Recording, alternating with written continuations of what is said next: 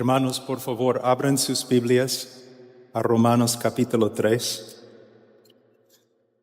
Empezaremos en versículo 23. Pero antes me gustaría decir que es cierto lo que el hermano acaba de decir. No hay hombres o mujeres grandes de Dios. Nunca ha habido, nunca habrá. Solamente hombres y mujeres pequeños, débiles, necesitados de un Dios grande, misericordioso, clemente, abundante en amor. A veces pensamos demasiado en los hombres. Si un hombre camina con Dios es solamente por causa de la gracia de Dios. Si el hombre no comete pecado, es la gracia de Dios que restringe su pecado. Toda la gloria, toda la honra a Dios. En los últimos tiempos, es obvio que el Señor está haciendo algo, ¿no? Levantando predicadores que se preocupen por el evangelio verdadero. Pero necesitamos tener bastante cuidado de no entrar en un error muy grande de idolatría. Debemos respetar a los hombres y a las mujeres que caminan con el Señor, pero necesitamos reconocer que todo lo bueno proviene del Padre de las luces. A Él apreciamos a los hermanos, pero honramos a Dios. Especialmente ahora, aquí estamos en este gran lugar, ¿no? Es un privilegio para mí estar aquí siempre en este lugar que significa tanto para muchas personas alrededor del mundo. Es un privilegio para mí estar aquí con ustedes. De verdad, hace casi 20 años que no predico así en español.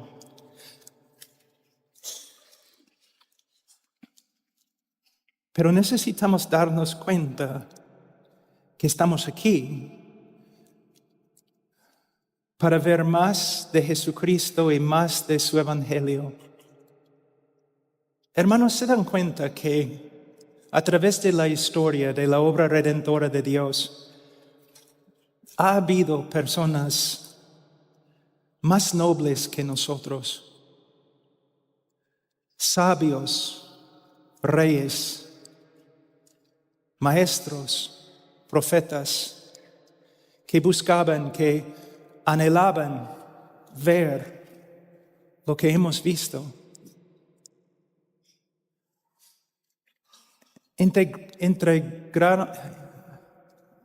Anhelaban experimentar lo que hemos experimentado. No es una exageración decir que nosotros somos las personas más privilegiadas que han vivido en la tierra.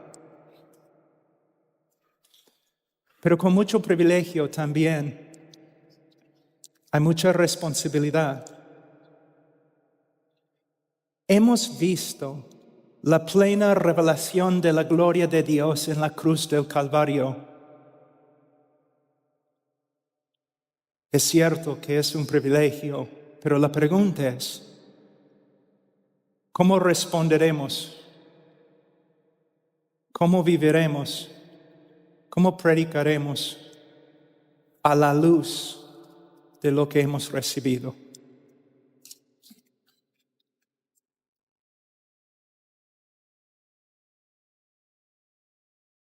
A veces cuando digo a una congregación que voy a enseñar sobre el evangelio,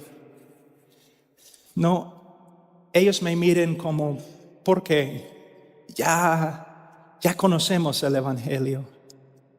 Hermanos, estaremos una eternidad en el cielo y todavía no comprenderemos todo lo que es el Evangelio. Ni vamos a llegar a las colinas de esa montaña. Un hombre puede dedicar toda su vida, cada día, cada hora, solamente al estudio del Evangelio del Señor Jesucristo. Y al final de su vida, aunque él sea el hombre más dotado, el hombre más inteligente y el hombre más espiritual, al final de su vida, ni la 10ª parte ha visto. Pero esta es nuestra tarea como predicadores.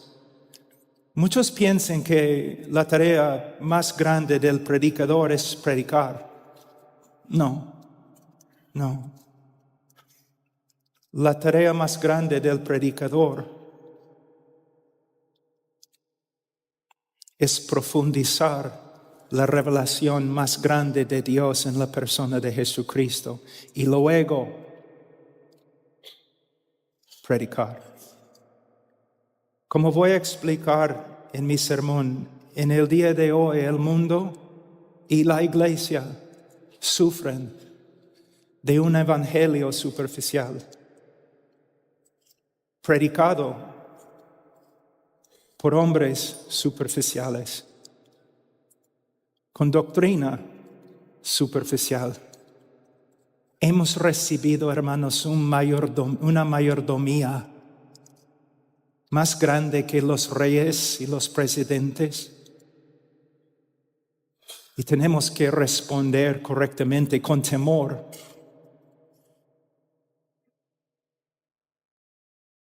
Con una solemnidad, sabiendo, el que ha recibido mucho, de él se demanda mucho.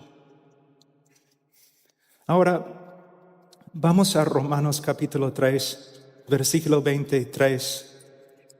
Por cuanto todos pecaron y no alcanzan la gloria de Dios, siendo justificados gratuitamente por su gracia por medio de la redención que es en Cristo Jesús, a quien Dios exhibió públicamente como propiciación por su sangre a través de la fe, como demostración de su justicia, porque en su tolerancia Dios pasó por alto los pecados cometidos anteriormente, para demostrar en este tiempo su justicia, a fin de que Él sea justo y sea Él que justifica al que tiene fe en Jesús. ¿Dónde está pues la jactancia? Queda excluida. Queda excluida. Oremos.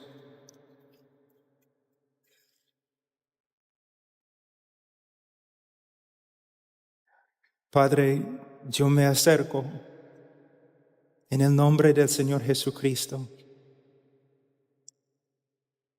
y reconozco, Señor, muy bien que fue a Él, a tu Hijo sea la gloria, a Él, a través de su cruz, en nombre de Cristo Jesús.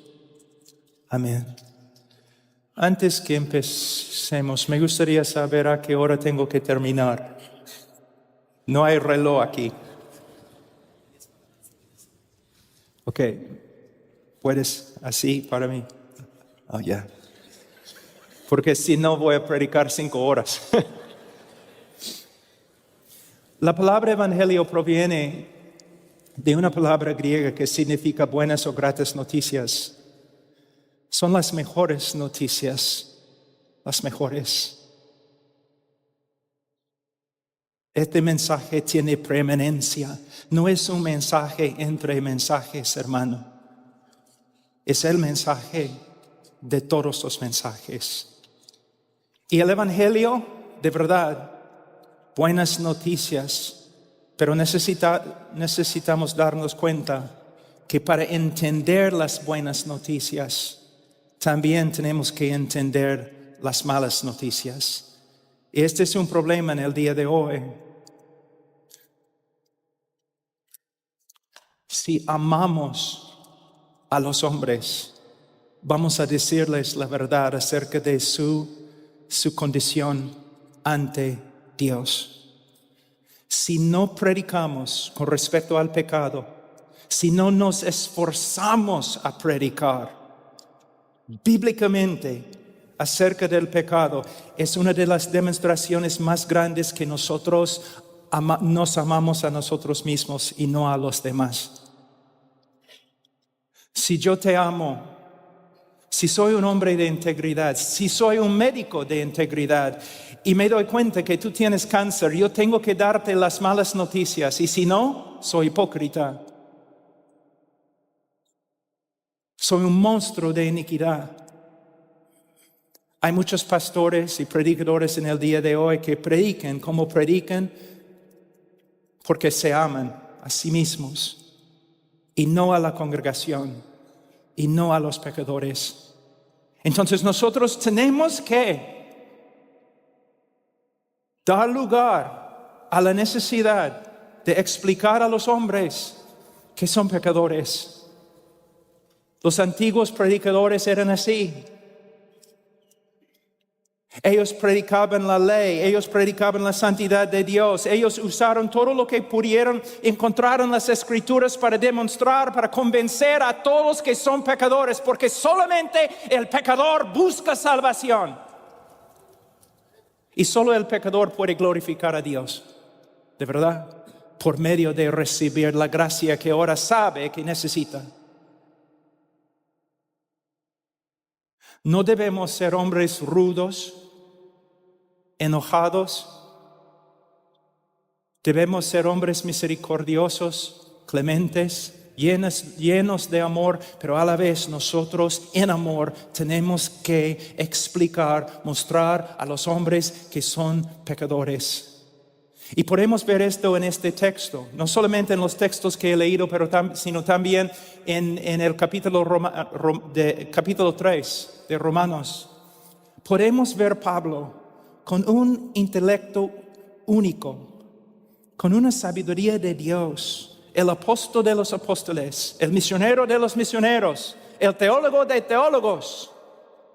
Y él está usando todos los dones que el Señor le ha dado con un solo propósito: condenar al mundo.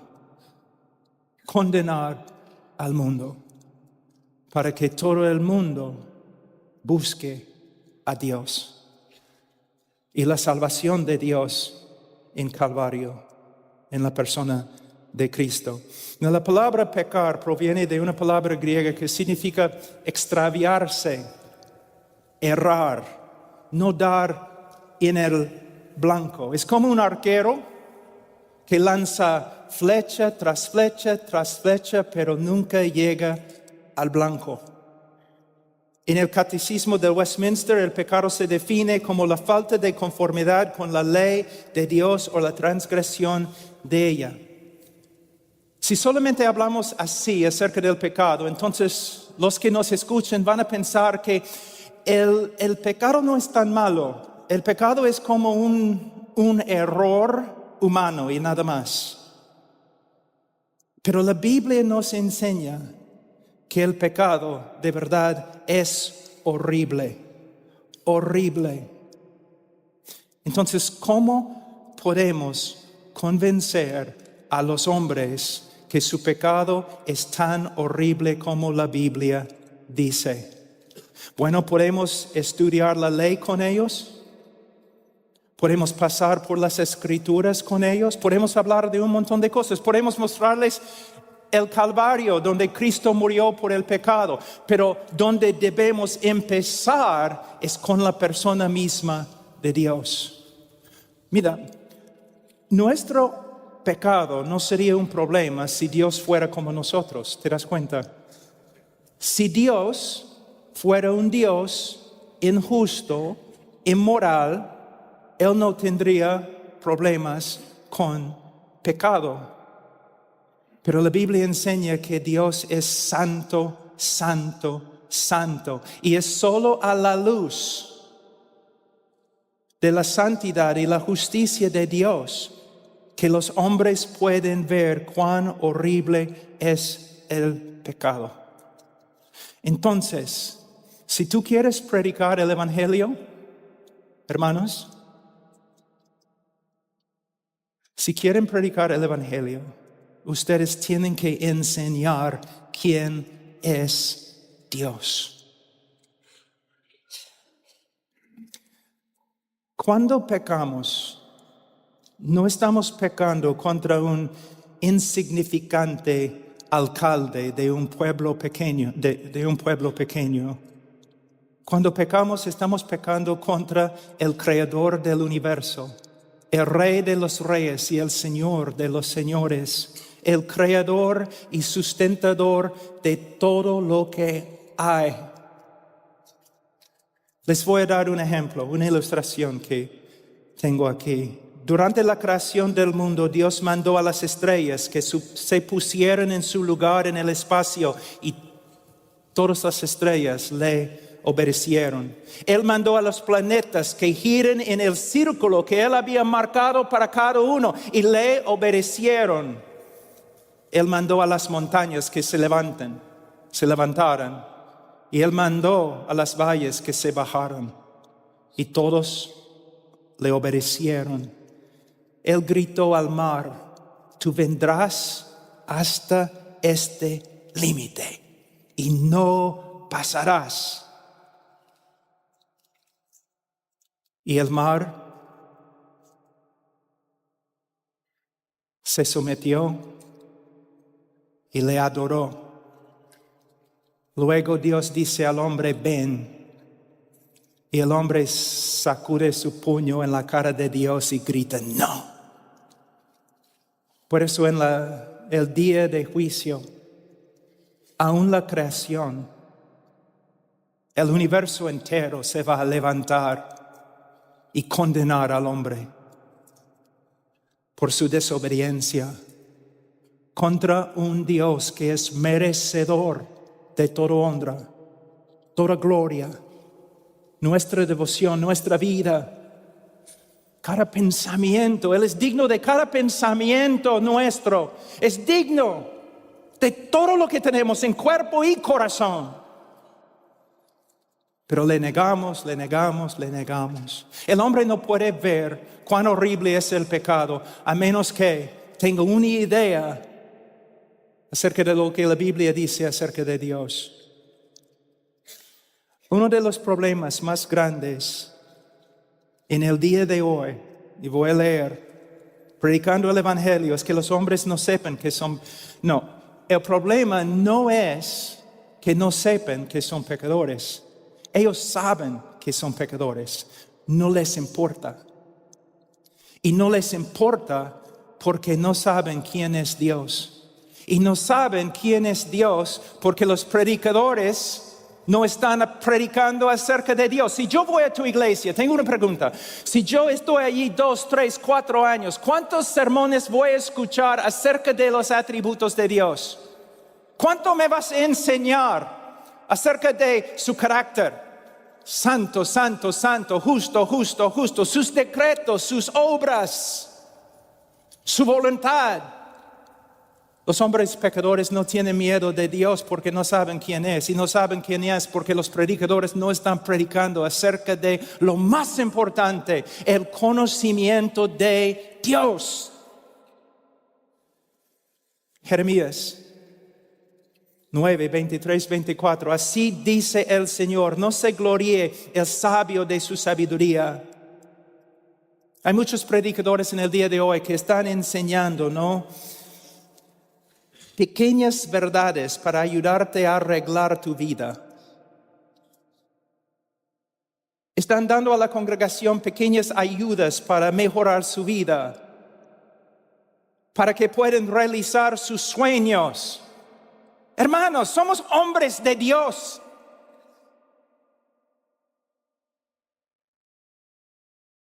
Y nuestra tarea principal es enseñar a los hombres quién es Dios.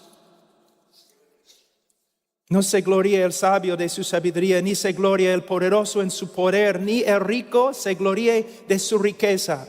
Mas el que se gloríe, gloríese de esto, de que me entiende y me conoce.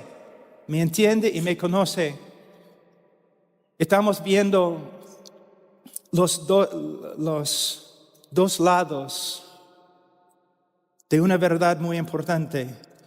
Entender los hechos acerca de Dios. Entender las verdades bíblicas, doctrinales de Dios. Pero no solamente entender lo que la Biblia enseña acerca de Dios, sino conocer a Dios en una relación.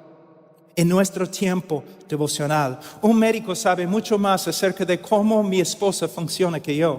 Él sabe muchos más hechos acerca de su cuerpo que yo sé. Él sabe, es un médico, pero él no conoce a mi esposa. De la misma forma,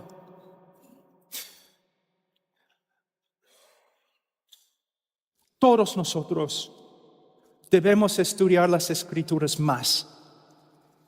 Debemos dejar de correr por todas partes haciendo un montón de cosas que no importan y debemos dedicarnos a estudiar las Escrituras.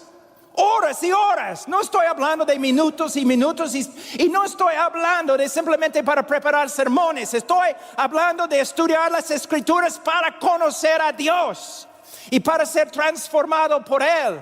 Pero el estudio de las Escrituras es más que simplemente aprender información. Es una relación.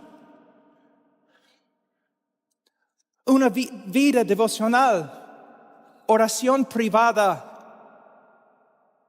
Si voy a ser un hombre de Dios, yo debo pasar más tiempo con Dios que con los demás. Para que cuando yo salga para hablar con la gente, la palabra de Dios sale de mi boca. Hablando del Evangelio, hermanos, el problema muchas veces somos nosotros, pastores, que no pueden sentarse a los pies de Dios y estudiar su palabra. Necesitamos ser hombres que conocen muy bien a Dios, que temen a Dios, que aman a Dios. Hombres que viven en su presencia. Para que cuando hablamos de los atributos de Dios, su santidad, su justicia, su amor, su misericordia, su ira,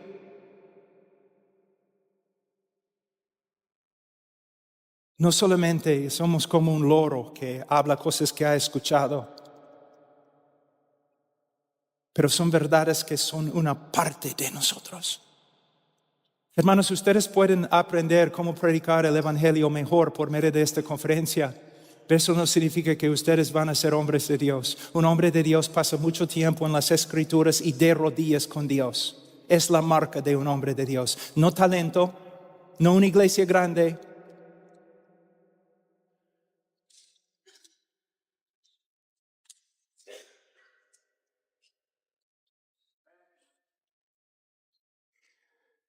El que se gloríe, gloríese de esto, de que me entiende y me conoce, pues yo soy el Señor que hago misericordia, derecho y justicia en la tierra, porque en estas cosas me complazco, declara el Señor. Tu ambición más grande debe ser, si quieres ser un predicador del Evangelio, tu ambición más grande debe ser el conocimiento de Dios. Conocimiento teológico y conocimiento personal. Tú no solamente estudias acerca de Dios, tú andas con Él. En las noches, cuando no puedes dormir, en la vigilia, cuando nadie más se mueve, a solas con Él.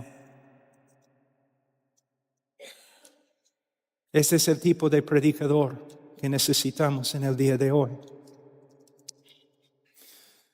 Hay un texto en Oseas 4:6, mi pueblo es destruido por falta de conocimiento.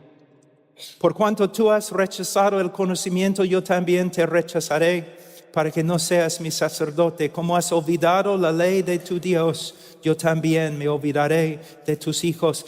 ¿Cuál fue el crimen más grande de Israel? Una falta de conocimiento de Dios. Y los padres, los sacerdotes, los maestros en Israel, ellos eran básicamente ignorantes de la revelación de Dios. Y por causa de su ignorancia, sus hijos espirituales sufrieron. En el día de hoy yo voy a muchas iglesias donde yo veo una congregación sufriendo porque no tienen conocimiento de Dios. Y no tienen conocimiento de Dios porque sus pastores no están predicando acerca de Dios. Y no están predicando acerca de Dios porque no estudian a Dios. Y no estudian a Dios porque no les importa. Y una conferencia acerca de evangelismo no va a cambiar este problema, sino pastores y predicadores arrepintiéndose y corriendo de nuevo donde empezaron, regresando a donde empezaron, a los pies de Dios, viviendo para conocerlo. 1 Corintios 15, 34, un texto que es tan importante, pero muchas veces se pasa por alto. 1 Corintios 15, 34, sed sobrios como conviene y dejad de pecar, porque algunos no tienen conocimiento de Dios, para vergüenza vuestra lo digo. ¿Pueden ver lo que Pablo está diciendo? Hay una relación directa entre una falta de conocimiento de Dios, y la moralidad de una congregación.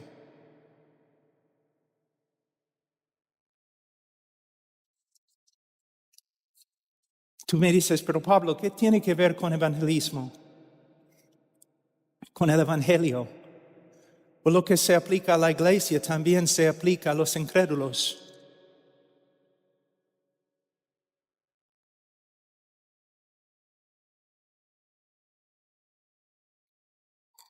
Cuando no hay un conocimiento bíblico de Dios, los hombres van a crear a su propio Dios.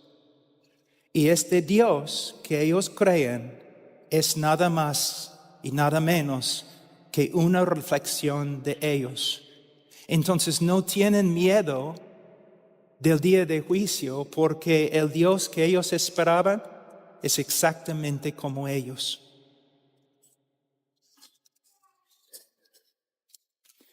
En el Antiguo Testamento, en el Nuevo Testamento, para el mundo perdido y para la iglesia de creyentes, la necesidad más grande es la misma.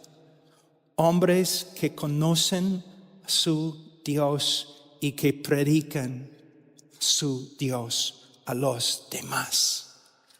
Cuando estoy evangelizando en el avión o en un bus o predicando en la calle, ¿dónde empiezo? ¿Con el pecado del hombre? Nunca.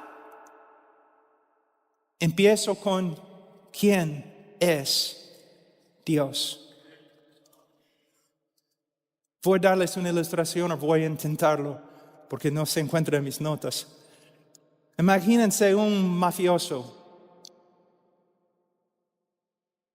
arrestado en la cárcel, tiene que comparecer ante el tribunal, ante el juez, y el día de su juicio llega y él está totalmente tranquilo. Está feliz el hombre, no tiene ningún problema en el mundo, está feliz. Los guardias vienen, lo llevan a la corte, todavía está feliz, riéndose, hablando, tranquilo. ¿Por qué? Ha comprado al juez. Él sabe que el juez es suyo, que el juez es tan corrupto como Él. Entonces está feliz. Pero cuando entra al tribunal y ve que el juez corrupto ha sido cambiado por un juez justo, su actitud cambia.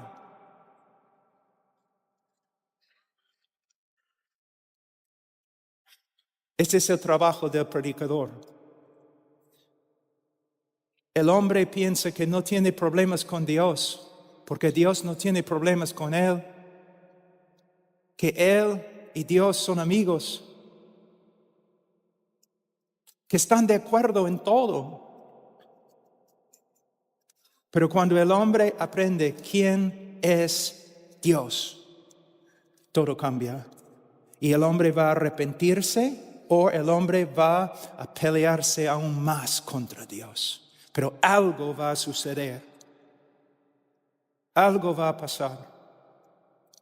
Ahora, en versículo 3:23, Pablo dice, por cuanto todos pecaron, y hemos demostrado que nadie puede entender esta frase, excepto a la luz de los atributos de Dios. Entonces, pastores, predicadores, evangelistas, dedíquense a predicar los atributos de Dios.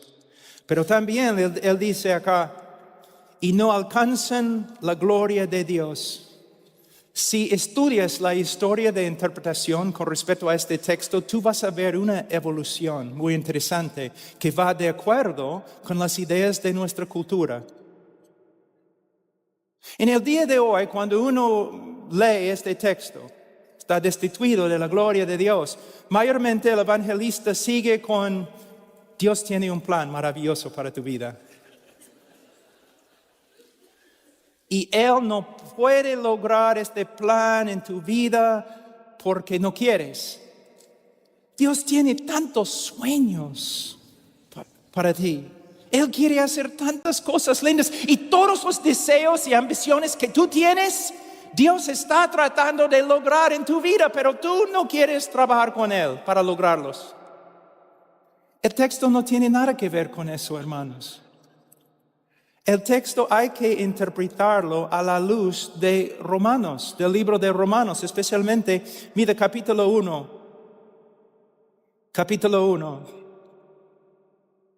versículo 21. Pues aunque conocían a Dios, no le honraron como a Dios, ni le dieron gracias, sino que se hicieron vanos en sus razonamientos y su necio corazón fue entenebrecido. El hombre fue creado no para realizar sueños humanistas y carnales y personales. El hombre fue creado para la gloria de Dios y para servir a Dios conforme a su voluntad.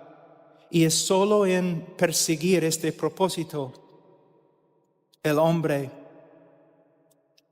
haya vida y paz y propósito. Agustín dijo, Señor, tú nos has hecho para ti y solo hallaremos descanso si descansamos en ti. Hermanos, no solamente tenemos que enseñar a los hombres que son pecadores, y no solamente tenemos que enseñarles quién es Dios, sino también nosotros tenemos que enseñarles la vanidad de la vida separada de Dios. Es una vanidad absoluta, patética.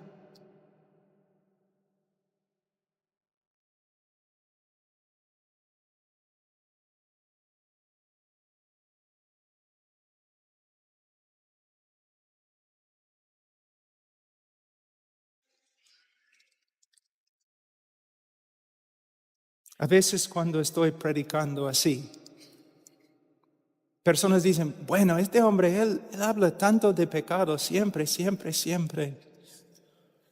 Habla de la vanidad de la vida siempre. ¿Por qué? Yo he predicado muchos años, 35 años. Yo he seguido también el ejemplo de hombres a través de la historia de la iglesia. Y yo sé que si vas a ser evangelista, es tu tarea exponer el pecado del hombre y exponer la vanidad de su vida. No para dejarlo allí sin esperanza, sino para que vea que su única esperanza es la gracia de Dios comprada por Jesucristo. Cuando yo voy a un lugar, si estoy predicando en la calle o predicando en una universidad, mi trabajo principal es arruinar la fiesta. Es mi trabajo principal para mostrarles luego la verdadera vida. La verdadera vida. Mi mamá murió de cáncer, una cristiana, una croata, una cristiana muy, muy fiel, pero muy fuerte voluntad, casi como una latina, muy fuerte voluntad.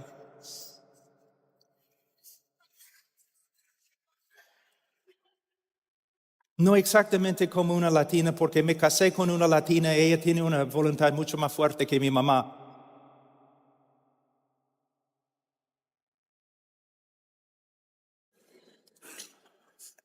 Pero el doctor, no, a veces hay doctores que no son buenos, ¿no? Que no se preocupen por sus pacientes, pero este doctor era distinto.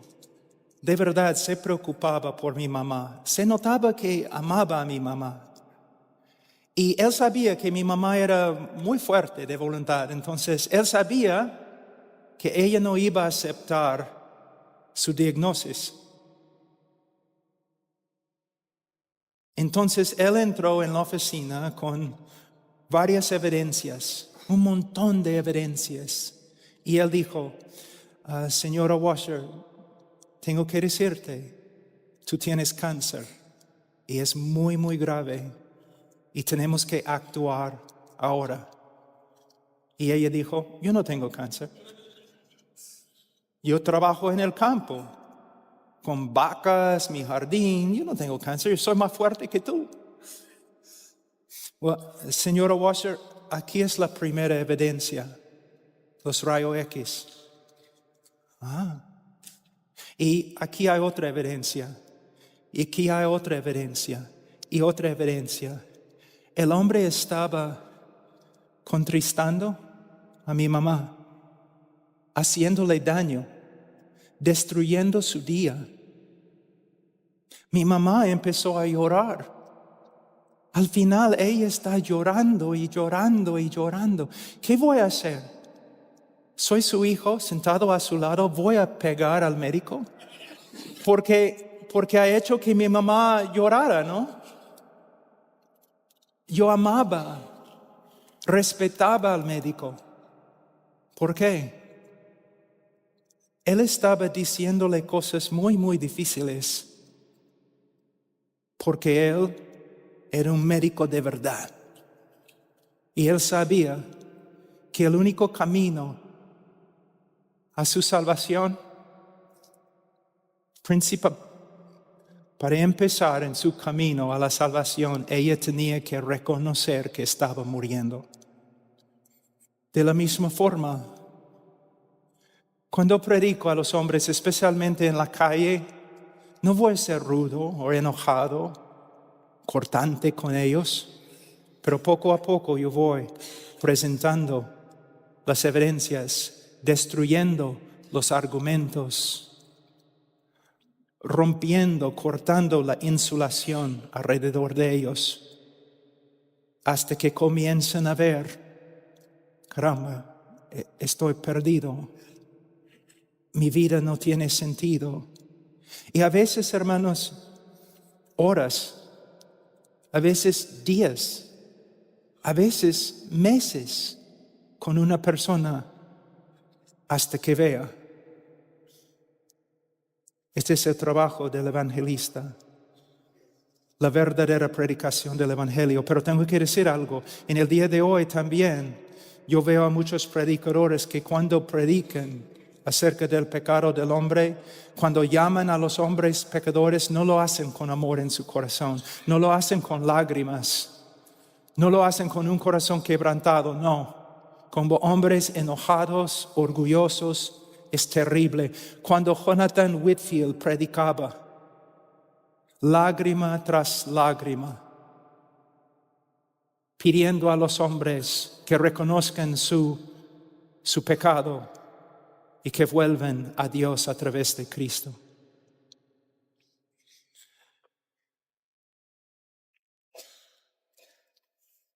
Voy a ver algunos textos simplemente para mostrarles cómo debemos usar las Escrituras para convencer a los hombres que son pecadores.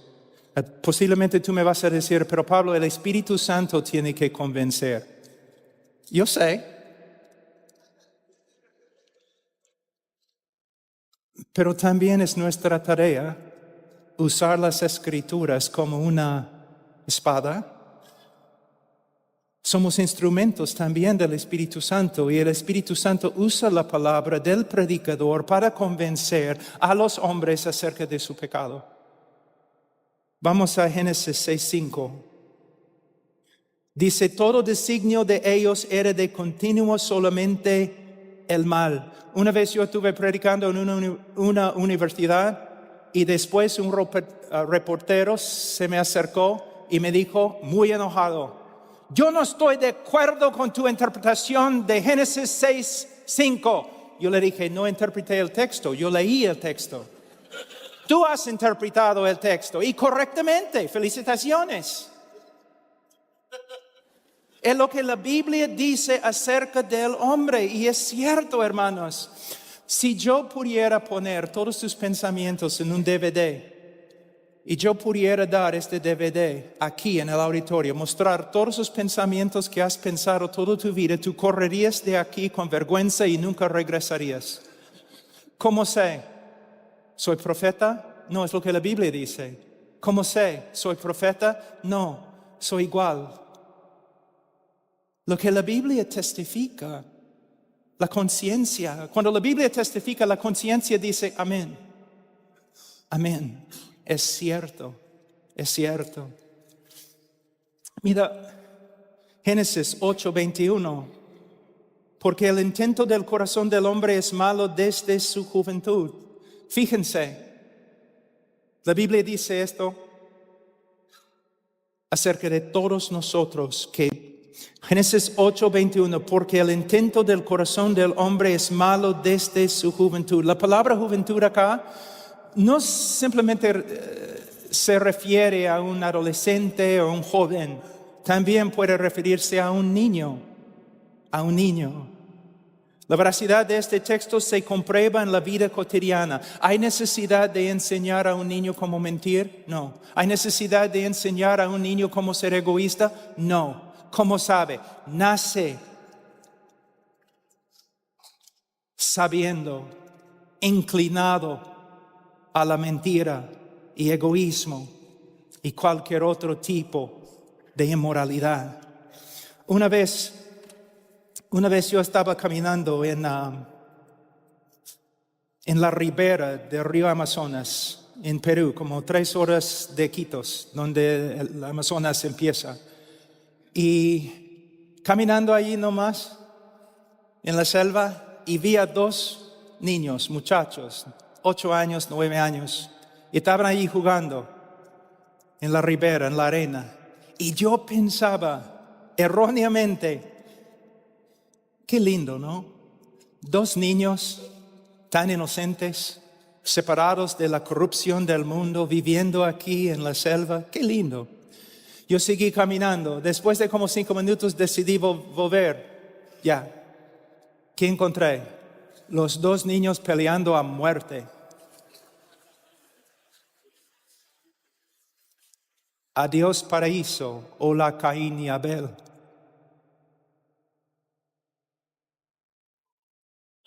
Imagínense un niño un ratito, y lo pones en un cuarto con los mejores juguetes del mundo, los mejores juguetes que existen. Y tú le das juguete tras juguete hasta que encuentras el juguete que no le gusta.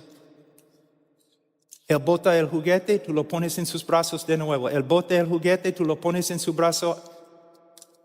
¿Cómo puedes cambiar la actitud del niño con respecto al juguete que odia? Solamente tienes que traer otro niño y sentar el otro niño enfrente al primer niño y poner en sus brazos el juguete. ¿Qué va a pasar? La tercera guerra mundial. Y hermanos, toda la historia,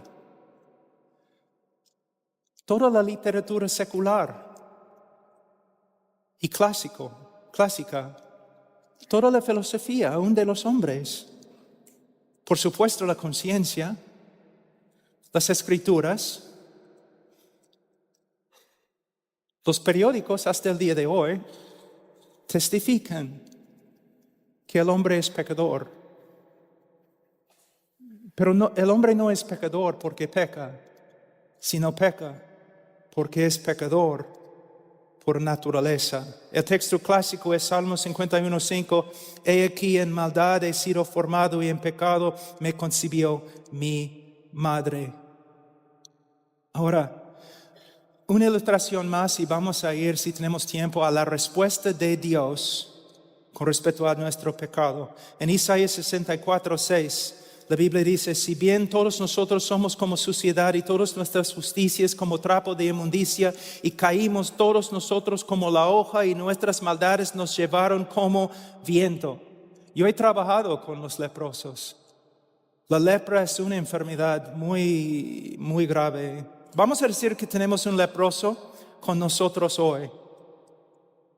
Olemos su hedor, podemos ver la sangre y el pus saliendo de su cuerpo.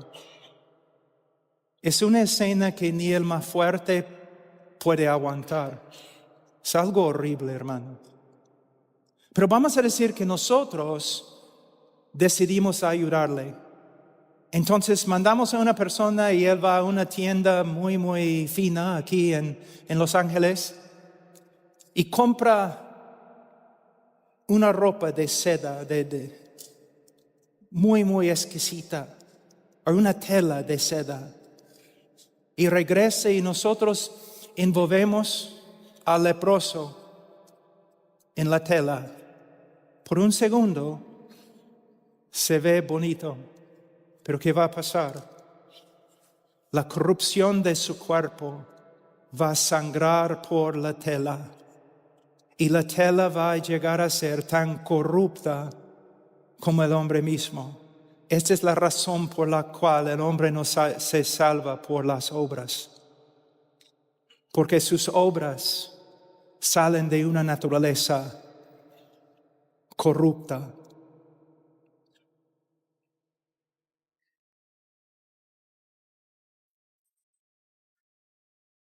Ahora, un ratito, quiero que vean algo muy importante en Romanos 3. El apóstol Pablo en capítulo 3, versículo 10. 10-20. Si tú tomas una clase de evangelismo conmigo, vamos a pasar mucho tiempo en este texto. ¿Por qué?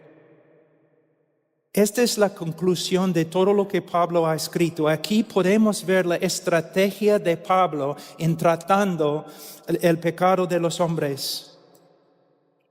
Él ha usado varios argumentos, pero ahora, puesto que también no solamente está hablando a los gentiles, sino también está hablando a los judíos, él va a terminar con varios textos de las Escrituras, texto tras texto tras texto. Yo hago lo mismo cuando hago evangelismo. Con una congregación o con una persona, texto tras texto tras texto tras texto.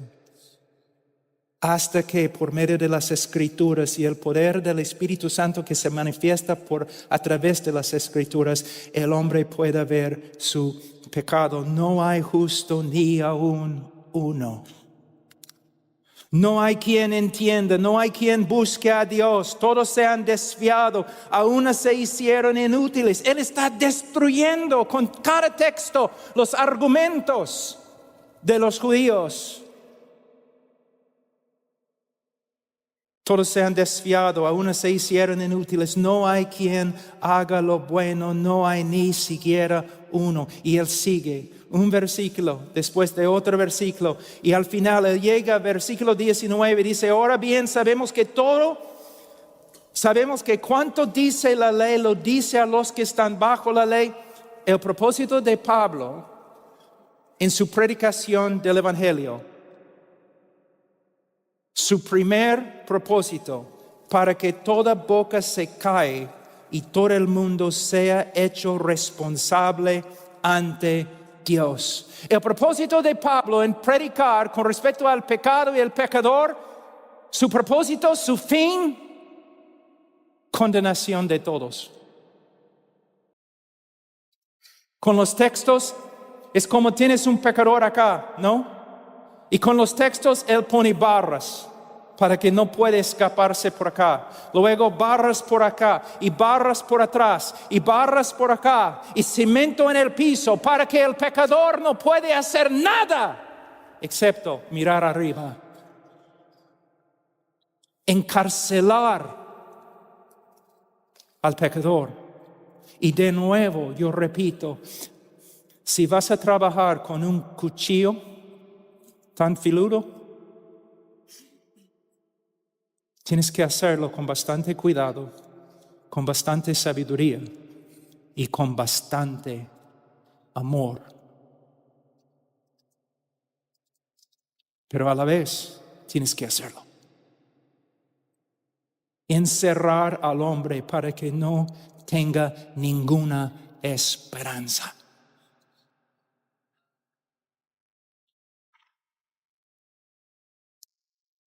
Hay una historia de Duncan Campbell durante un avivamiento en Europa.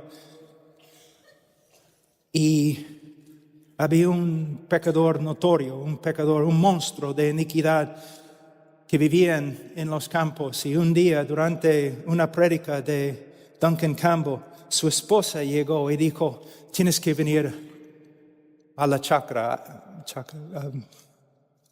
¿Qué es la palabra en... Los peruanos dicen chacra, hacienda. Tienes que venir a la hacienda. Y Duncan Campbell preguntó, ¿por qué? Mi esposo, algo ha pasado a mi esposo. Entonces él llegó y en las casas antiguas en Estados Unidos y también en Europa hay puertas afuera que llegan al sótano, ¿no? Y mayormente son grandes. Y abres las puertas así, donde puedes mirar dentro del sótano y puedes ver hasta los cimientos de la casa. Y el hombre estaba ahí, había agarrado una de las columnas y estaban gritando, ¿no? El Espíritu Santo estaba trabajando y estaba ahí gritando, aferrándose a la columna, diciendo, soy pecador, soy pecador, el infierno se abre, voy a morir. Su esposa miró y miró a Duncan Campbell. Vamos a dejarlo para que cocine más.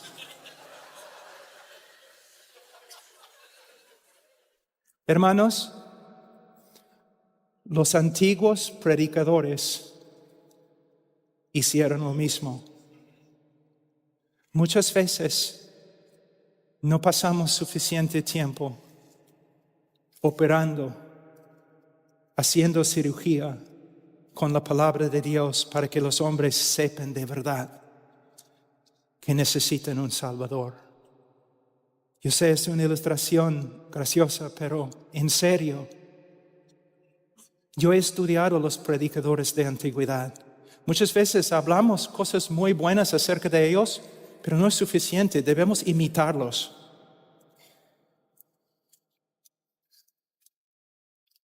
Yo no voy a consolar a un pecador que el Espíritu Santo está turbando. Yo voy a dejarlo. Quizás voy a estar a su lado en silencio, pero voy a esperar hasta que diga, dame una respuesta, yo veo claramente mi pecado. Por favor, dime que hay esperanza, que hay salvación en Sion. De nuevo, se necesita sabiduría. Ahora,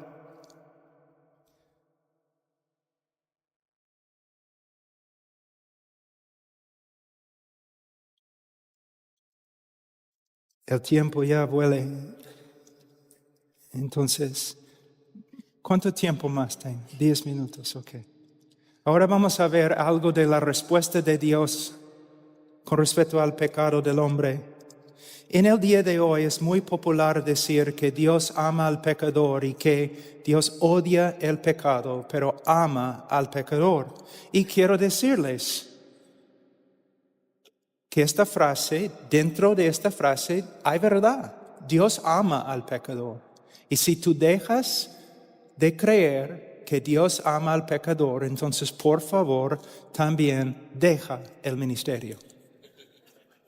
Dios ama al pecador, pero a la vez, si no exponemos bien el texto, llega a comunicar algunas cosas que no son ciertas, que Dios simplemente ama al pecador y su problema no es con el pecador, sino con el pecado. Y la Biblia enseña lo contrario. Ahora, Salmos 5, 4 y 6. Porque tú no eres un Dios que se complace en la maldad. El mal no mora contigo. Los que se ensalzan no estarán delante de tus ojos. Aborreces a los que hacen iniquidad. Fíjense en la frase. Aborreces a los que hacen iniquidad. Destruyes a los que hablan falsedad. No destruye la falsedad. Él destruye a los que hablan falsedad. Y el Señor abomina al hombre sanguinario y engañador. No dice que Dios simplemente odia el acto de asesinar, sino Dios odia al asesino. Salmos 7, 11 a 13. Dios es juez justo y un Dios que se indigna cada día contra el impío. ¿Cuántas veces yo he escuchado a evangelistas ante una congregación o una campaña diciendo lo siguiente: lo primero que quiero que ustedes comprendan es que Dios no está enojado con ustedes.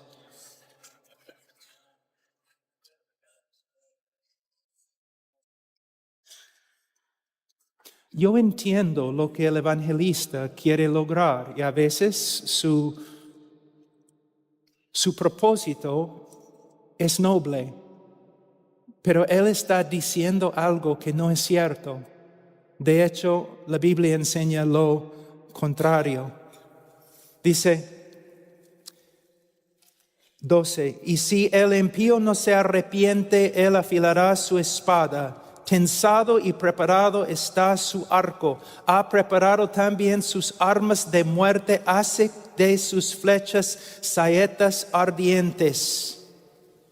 En hebreo, si tú quieres enfatizar algo, tú repites. Aquí él viene con frase tras frase para explicar que Dios no solamente está enojado con el pecador, pero Dios va a actuar conforme a su enojo. Es lo que se llama en las escrituras venganza. Ahora, cuando yo leo textos así en una congregación normal, una congregación evangélica, cuando yo enfatizo el odio de Dios no solamente contra el pecado, sino también contra el pecador, mayormente las personas responden así. Primeramente, pero Dios es amor. Dios es amor y por eso no puede odiar. Mi respuesta: Dios es amor, por eso tiene que odiar. Pero pastor, ¿cómo puede ser? Bueno, el amor nunca es neutral, no puede ser neutral. Si yo amo a los judíos, ¿puedo ser neutral con respecto al holocausto judío? No. Si amo a los afroamericanos, ¿puedo ser neutral con respecto a la esclavitud? Si amo a los niños, ¿puedo ser apático, neutral al aborto? No, si amo a los judíos, tengo que odiar el holocausto judío. Si amo a los africanos, tengo que odiar esclavitud. Y si amo a los bebés, seres humanos con almas, yo no puedo ser neutral con respecto al aborto. Yo lo odio.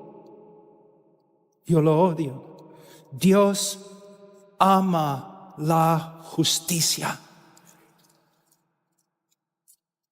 Él odia la maldad. Y si no fuera así, tendríamos en el cielo un Dios como Hitler. Otra objeción, Juan 3:16. Me dicen, pero Juan 3:16 se encuentra en las Escrituras. Dios ama al mundo. Y para que sepan, mi texto favorito en toda la Biblia es Juan 3:16. Sí, se encuentra en las Escrituras. De verdad. Pero también Salmos 5:5 se encuentra en las Escrituras. Salmos 5:5 que dice, aborreces a todos los que hacen iniquidad. Aquí es una lección muy importante con respecto a la hermenéutica. La Biblia no se contradice.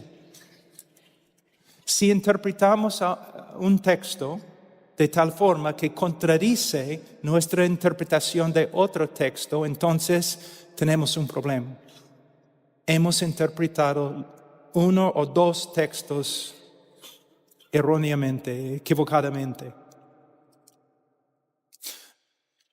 ¿Cómo los atributos de Dios existen en perfecta armonía? La palabra de Dios, que es una expresión, una revelación del carácter de Dios, las verdades de la palabra de Dios también tienen que existir en perfecta armonía. Entonces, si vamos a ser cristianos bíblicos, tenemos que afirmar que Dios ama al pecador. Y a la vez tenemos que afirmar que hay una forma de que el odio y la ira de Dios descansa sobre el pecador.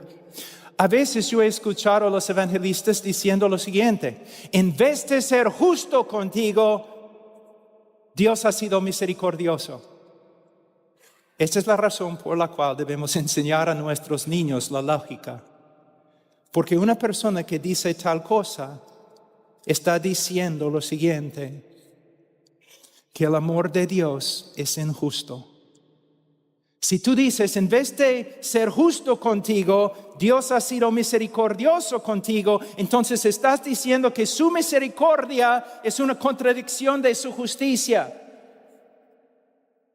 Dios no puede demostrar su amor a causa de su justicia, a causa de su santidad. Es un Dios perfecto y sus atributos existen en una armonía perfecta.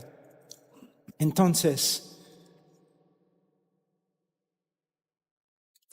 me gustaría mostrarles dos versículos para respaldar lo que estoy diciendo. En el mismo Juan 3:16 tenemos también Juan 3:18. El que cree en el Hijo no es condenado, pero el que no cree ya ha sido condenado porque no ha creído en el nombre del unigénito Hijo de Dios.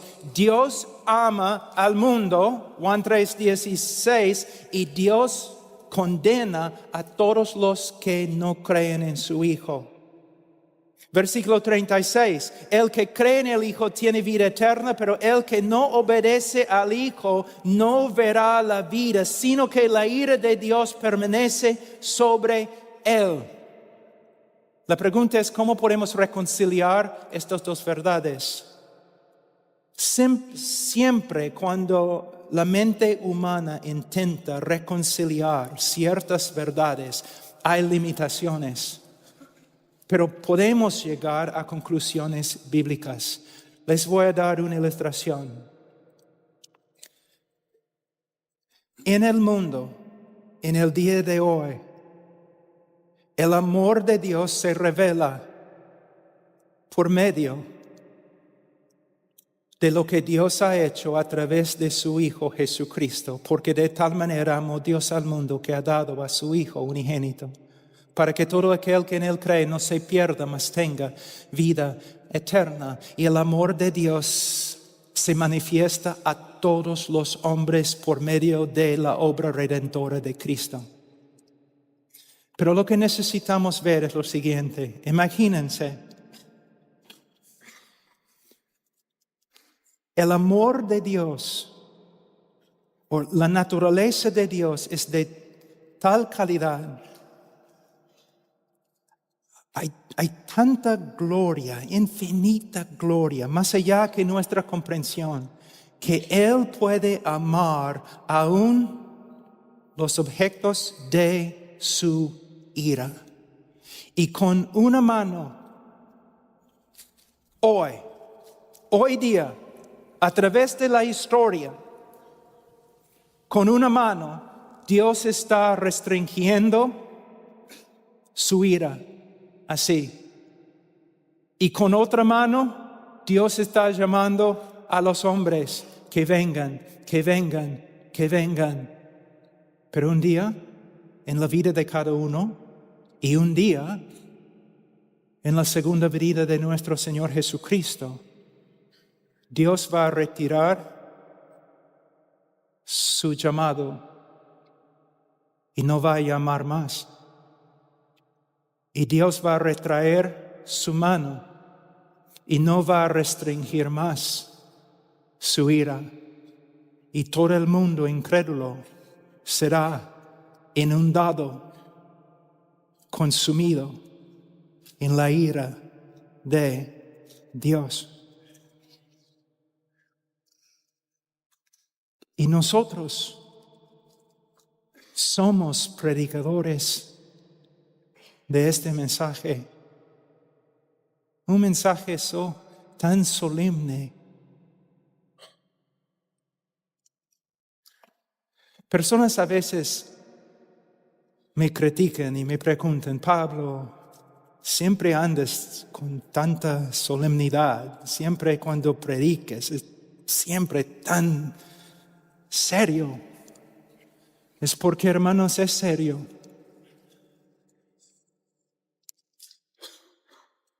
No estoy aquí para que tú realices tu mejor vida ahora. Estoy aquí porque es un asunto de vida y muerte, vida eterna y muerte eterna. Termino, mañana vamos a hablar de la cruz y cómo en la cruz todos los atributos de Dios se armonizan en su manifestación. Pero pastores, predicadores, escúchenme. Nuestro privilegio es grande. Nuestra mayordomía es terrible. Ay de mí, ay de mí. ¿Quién es suficiente? ¿Quién es suficiente?